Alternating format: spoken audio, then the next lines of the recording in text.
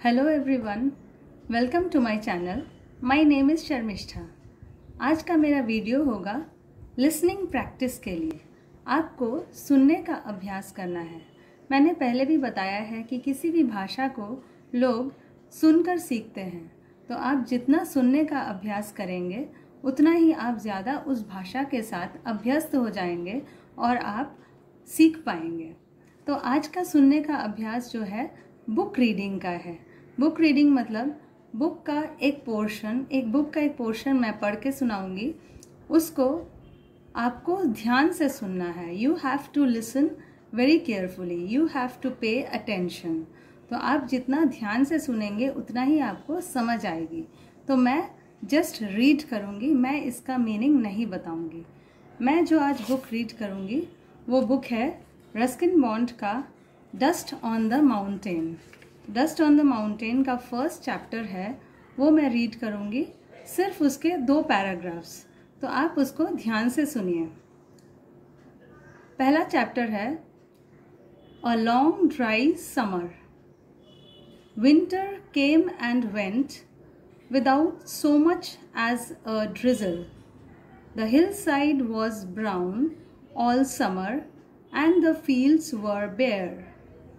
The old plough that was dragged over the hard ground by Bishnu's lean oxen made hardly any impression. Still, Bishnu kept his seeds ready for sowing. A good monsoon and there would be a plenty of maize and rice to see the family through the next winter.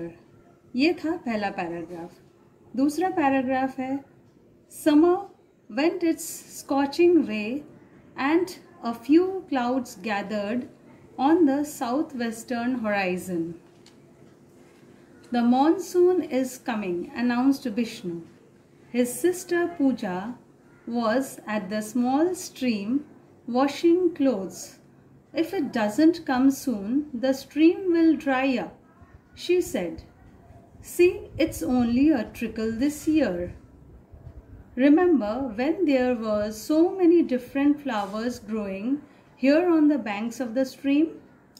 This year there isn't one. ये कहानी के सिर्फ शुरू के 2 paragraphs थे। ये मैंने पढ़ के सुनाया। मैंने पढ़ा बहुत ही स्लोली, बहुत ही धीरे धीरे पढ़ा।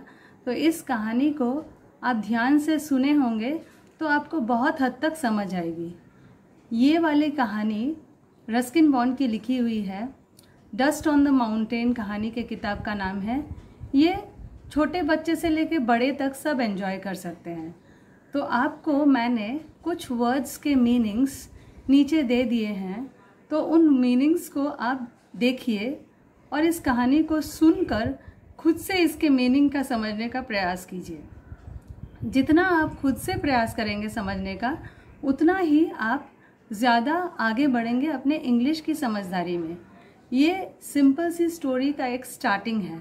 तो इस स्टार्टिंग को आप समझ पाए कि नहीं पाए, ये आप कमेंट में लिख के भेजिए, ताकि मुझे पता चले कि इस रीडिंग को सुनने से आपको कुछ फ़ायदा मिला कि नहीं मिला।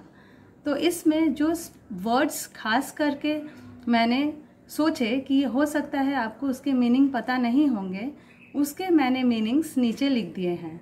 बाकी सारे वर्ड्स, अगर सारे वर्ड्स के मीनिंग आपको समझ में आ जाए तो क्या है कि आप उसके सेंटेंस के मीनिंग को भी समझने का प्रयास कर सकते हैं। इसीलिए, और मैंने बहुत ही क्लियरली इसको रीड किया है, बहुत ही स्लोली रीड किया है।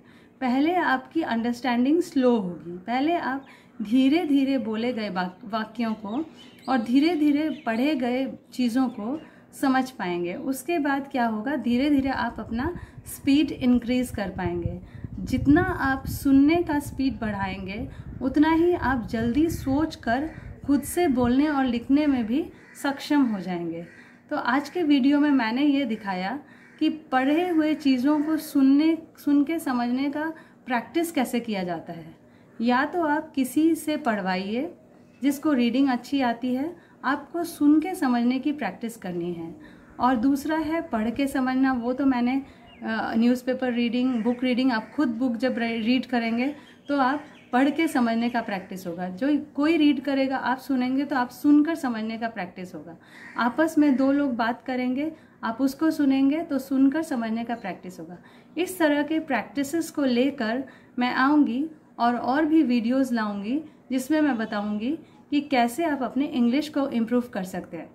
प्रयास तो आपको करना होगा, हेल्प मैं हर तरह से करूँगी। तो आज के लिए इतना ही। Bye bye.